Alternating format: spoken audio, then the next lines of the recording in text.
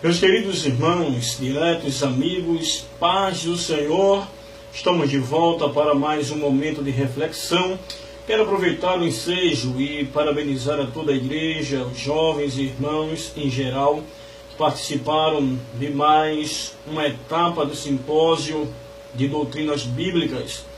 Os irmãos que aproveitaram neste período do carnaval a oportunidade de estar na casa do Senhor, aprendendo da sua palavra. Parabenizo também o presbítero superintendente Abinadab, o presbítero Ademir Monteiro e o presbítero Valmir, que, junto ao pastor Ordônio, carregaram a responsabilidade maior em conduzir este trabalho. Então, que Deus abençoe os servos do Senhor. Mas, meus queridos, na palavra de Deus, no Evangelho que escreveu São Lucas, capítulo 10, o versículo 25, inicia-se assim a palavra do Senhor. E eis que se levantou um certo doutor da lei, tentando e dizendo: Mestre, que farei para herdar a vida eterna? E ele disse: que está escrito na lei? Como leis? E respondendo ele, disse: amarás ao Senhor teu Deus de todo o teu coração, e de toda a tua alma, e de todas as tuas forças, e de todo o teu entendimento, e ao teu próximo como a ti mesmo. E disse-lhe: respondeste bem, faze isso e viverás. Ele, porém, querendo justificar-se a si mesmo, disse a Jesus: e quem é o meu próximo? Amém. Meus queridos, apenas estes versículos para que possamos, nesta oportunidade, discorrer um pouco da palavra do Senhor. Agradecendo já a vocês que têm sempre curtido e compartilhado deste momento de reflexão. Mas, meus queridos irmãos, observem através do texto que nós lemos, esta parábola, ou uma parábola que foi contada por Jesus, trazendo o tema o bom samaritano. Mas observamos também que esta parábola se originou a partir da pergunta que foi feita de um intérprete da lei. Este homem que na sua vida secular exercia o cargo de um advogado e também era muito religioso. E a pergunta que ele fez para Jesus, como lemos na leitura, foi: Mestre, quem é o meu próximo? Glória a Jesus. Quem é o meu próximo? Aleluia. E observamos, meus queridos irmãos e amigos, preste atenção aqui no que eu vou lhe dizer nestes minutos. Jesus, para responder esta pergunta deste doutor, Jesus, ele contou uma história. E é interessante que a história que foi contada por Jesus, o cenário dela era o caminho entre Jerusalém e Jericó. O cenário era entre Jerusalém e Jericó. É aí que está centrada a história relatada por Jesus. E observamos que um homem ia descendo neste caminho, veio a ser interceptado. Nós vamos encontrar isso a partir do versículo 30 do capítulo de número 10 de São Lucas. Um homem ia descendo de Jerusalém a Jericó, e na altura deste caminho ele foi interceptado por bandidos que, roubando os seus pertences, o deixaram gravemente ferido. É assim que o texto relata. E a história fala que Jesus insere nesta história 3 personagens, a saber, o sacerdote, o levita e o samaritano. É interessante que o sacerdote e o levita, como bem sabemos, eram homens religiosos, e esperava-se deles que eles pudessem praticar a palavra, pois eles eram homens conhecedores da verdade, conhecedores da lei, sabiam muito bem como aplicar esses ensinamentos em prática. E observamos que o samaritano, por outro lado, era aqueles que eram considerados propriamente pelos judeus como homens de segunda qualidade. Os samaritanos eram considerados naqueles dias pelos os judeus como homens indignos. Mas, meus queridos irmãos, para nós compreendermos esta reflexão, é preciso nós sabermos ou entendermos qual era naqueles dias a função do sacerdote, qual era naquele dia a função do levita e também o papel do samaritano naqueles dias. Ora, a Bíblia fala que a função do sacerdote, não é? Ou seja, este cargo ele foi dado por Deus, quando Deus estabeleceu isso na lei que foi dada a Moisés. Então Moisés buscou levantar os sacerdotes. A função desses homens era servir como líderes no templo. A função desses sacerdotes eram ser mediadores entre Deus e o homem, entre os homens e Deus.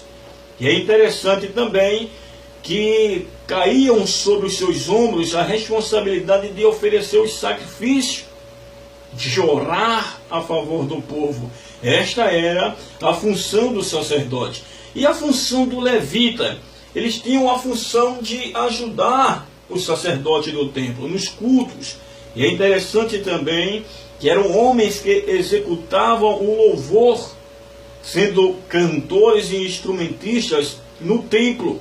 E é interessante que eles também atuavam como porteiros, atuavam como guardiões, atuavam como padeiros também no templo, servindo a obra do Senhor. Esta era a função desses homens. Então, meus queridos, qual é o ensinamento que Jesus traz com esta parábola para responder a pergunta do doutor da lei, quando indaga a Jesus dizendo: mestre, quem é o meu próximo? Então, o ensino que Jesus traz através dessa parábola é o ensino da falsa religiosidade. E este ponto, que é muito pertinente para os nossos dias, que se faz necessário atentarmos com muita atenção, com muita cautela, para os quesitos que são mencionados por Jesus nesta parábola. Então, o ensino da falsa religiosidade é o que Jesus queria mostrar através desta parábola. Ou seja, contou Jesus a história aqui de homens que tinham apenas uma religião, homens que praticavam os rituais, que apresentavam ser um verdadeiro religioso. Mas o que de verdade Jesus apresenta aqui, e que o Evangelho intitula alguém com estas condições e com estas características, eles são obviamente intitulados como hipócritas. Então Jesus já estava respondendo que alguém com esses princípios, com estas práticas e semelhante ao que foi o sacerdote, o levita, diante daquele homem que estava caído à beira daquele caminho, eles se distanciavam, ou se distanciaram daquele momento, daquela necessidade. Eles negaram a assistência que deveriam dar por lei sacerdotal, não é? Pelo que cabiam aos cargos de cada um deles, mas eles se negaram. Então Jesus já apontando para eles e o intitulando de hipócritas. não é?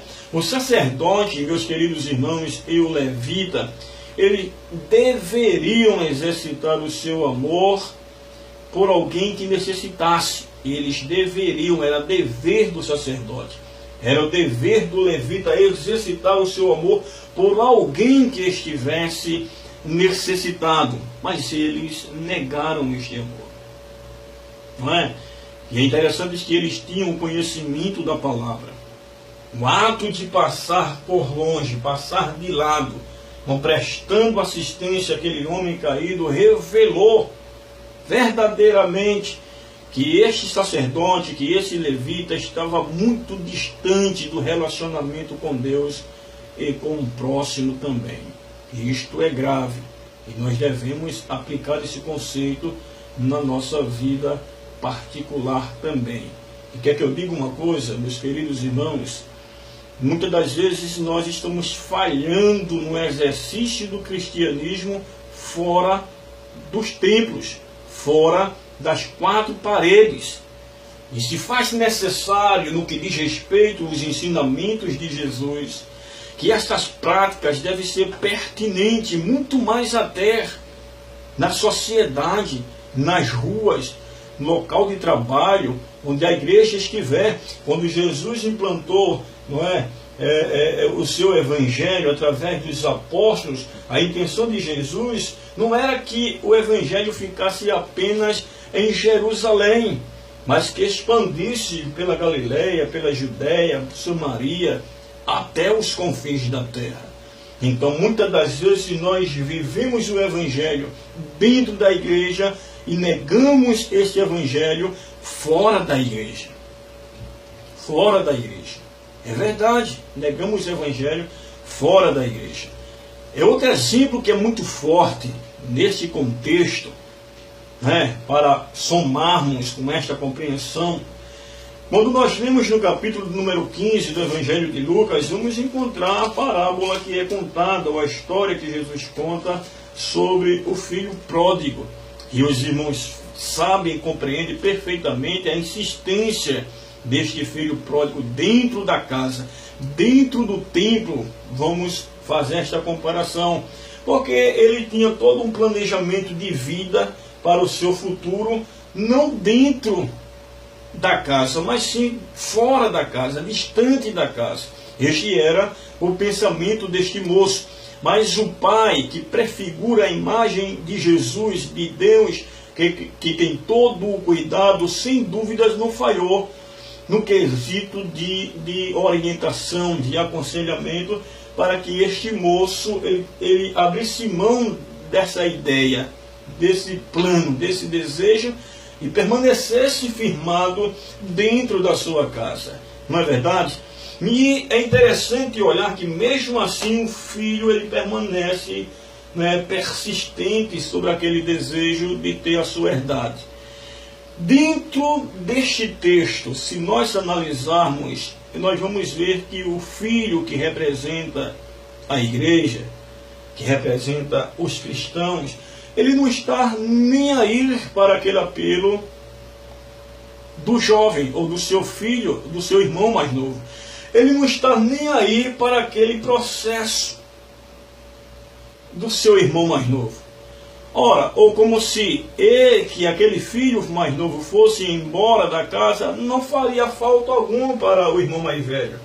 E isso não lhe prende, não é? A necessidade de ir lá perto do irmão, de dar toda uma assistência, de apoiá-lo, de aconselhá-lo, de ajudar junto ao pai para que ele permanecesse dentro da casa. Não é verdade? E a história diz, e nós conhecemos bem de perto, que esse filho ele consegue vencer, não é, o seu pai. Ele recebe aquela herdade, o que automaticamente vai embora para uma terra bem longínqua.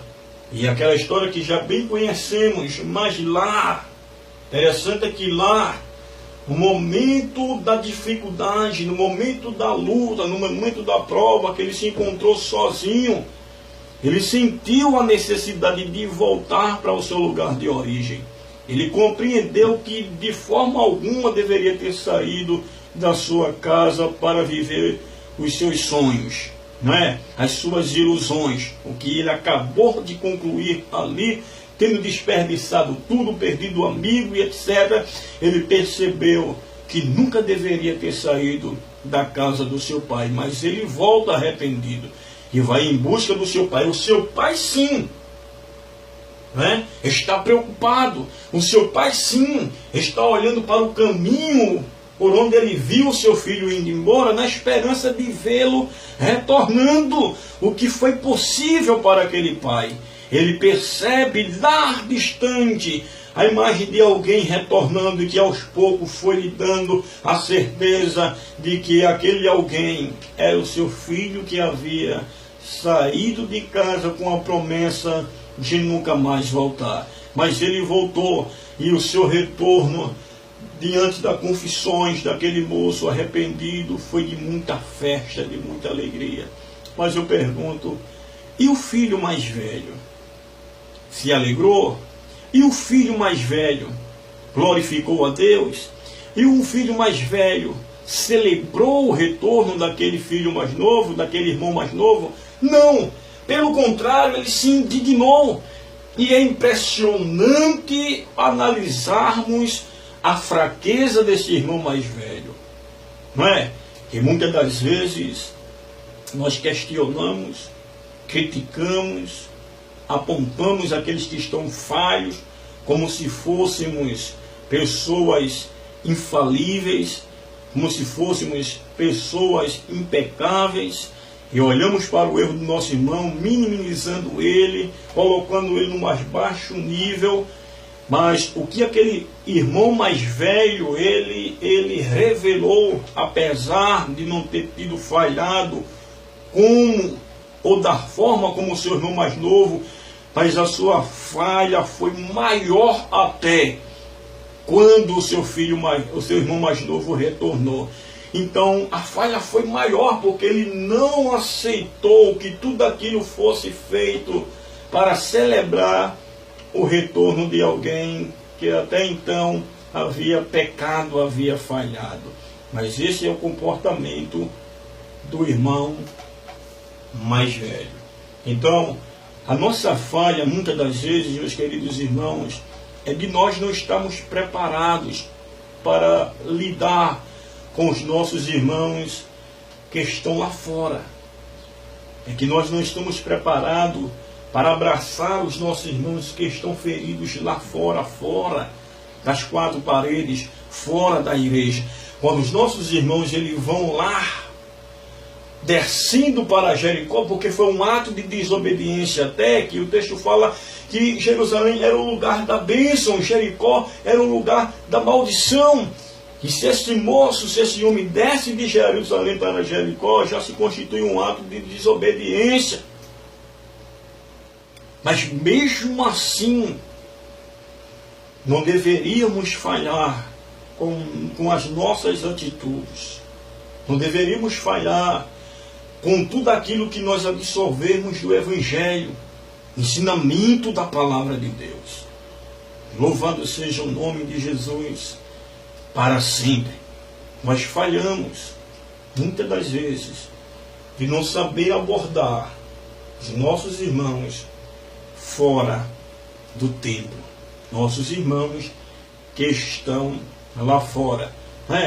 Como muitas das vezes alguém faz quando passa por alguém que está ferido lá fora, que está distante da casa do Senhor, às vezes faz como o sacerdote, faz como esse levita, quando vê ele, vira o rosto para a direita, vira para a esquerda, faz de tudo para não passar de frente, para não ter o direito de cumprimentar, quem sabe, porque talvez acha que aquele ou aquela não tem um direito de ser cumprimentado, de receber a sua saudação, de receber o seu aperto de mão, o seu abraço, porque aquele irmão está errado, errou, falhou, pecou. Onde está o Evangelho? Será que nós vamos ter que nos portarmos com a atitude do sacerdote ou a do levita? Será que se faz necessária a presença de um samaritano para mostrar para estes que apesar de não ter os status, mas mesmo sem o status, mostraram o valor, ou valores que são nobres e que engrandecem o nome do Senhor Jesus. Meus irmãos, e é isso que mostra a atitude do samaritano revelada por Jesus nesta parábola, não é? Que o status não vale nada. Qual era o status do sacerdote e qual era o status do levita naqueles dias? Qual era? De santos. O status do sacerdote e o status do levita era de santos. Qual era o status? O status do samaritano. Qual era? De odiados. Homens indignos. Era o status daquele samaritano. Mas a atitude do samaritano mostrou, aleluia, que é isso que verdadeiramente agrada a Deus. Ele se doou completamente pelo homem que estava necessitado, se doou, se entregou, perdeu seu tempo e investiu na restauração, na recuperação daquele homem caído à beira do caminho.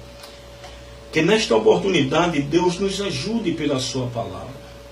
Que Deus tenha de misericórdia de nós e nos ajude a refletir sobre esta palavra. Amém? Eu tenho aprendido muitas coisas. Talvez alguém possa até estar pensando e se perguntando como é que está a questão espiritual do irmão Fábio. O que é que ele está passando, como é que ele está se sentindo. Eu quero dizer para você que estou vivendo uma experiência nova, talvez não desejasse passar, nem você deseja passar, mas como ser humano, neste mundo, diante das dificuldades desta vida, do âmbito espiritual, estou passando por esses momentos de dificuldades também. E dentro deste quadro, nós temos tido um aprendizado muito grande. Eu tenho buscado apoiar a minha atenção em coisas positivas. E dentro dessa positividade tenho percebido esses valores. E olhar a necessidade, irmãos, de buscarmos dentro da palavra de Deus, não viver uma hipocrisia religiosa, mas vivermos a verdadeira religião. Glória a Deus. Que a verdadeira religião não consiste nas horas que eu passo dentro do templo, que é importante, é fundamental. Glória a Deus por isso. Mas muito mais fora do templo. Até porque Timóteo, Tiago ensinou isso para nós. Se nós lermos Tiago capítulo 1 e o versículo 27, diz que a religião pura e imaculada diante de Deus é esta: visitar os órfãos e as viúvas na sua necessidade e fugir da corrupção do mundo. Eu não posso achar que fugir apenas da corrupção do mundo atribui a mim uma qualidade essencial de cristianismo. Mas eu preciso entender que, acima de tudo, a visita à igreja, fora da igreja, fazendo extensão com esses setores, não é, que merecem toda a manifestação do Evangelho ensinado por Jesus através de nós. Queridos irmãos, que Deus nos ajude nesta tarde. Amém? Eu, como esta parábola, tenho também sofrido essas questões. A ausência dos irmãos, daqueles que conviveram comigo, que falta faz, não é, irmãos, nos momentos da dificuldade, tê-los do nosso lado. Que falta faz ter esses irmãos conosco, nos apoiando, nos ajudando, mas muitas das vezes, no momento da dificuldade, sentimos a falta desses irmãos, não é? E muitas das vezes se omitem, e muitas das vezes resistem de nos buscar, de nos encontrar, de nos transmitir força, de nos transmitir apoio. Mas eu sei que mediante a tudo isso, Deus é aquele que tem cuidado de nós, que tem nos ajudado, que tem nos abençoado. Mas a falsa religiosidade é algo que nós devemos ter o maior cuidado. Viva o Evangelho da forma mais, aleluia, ideal, da forma mais viável e correta, segundo os ensinamentos da palavra de Deus. Um abraço a todos que nos ouvem nesta tarde. Que Deus em Cristo te abençoe. E obrigado pela tua paciência. Continue orando por mim, para Deus me ajudar, em nome de Jesus.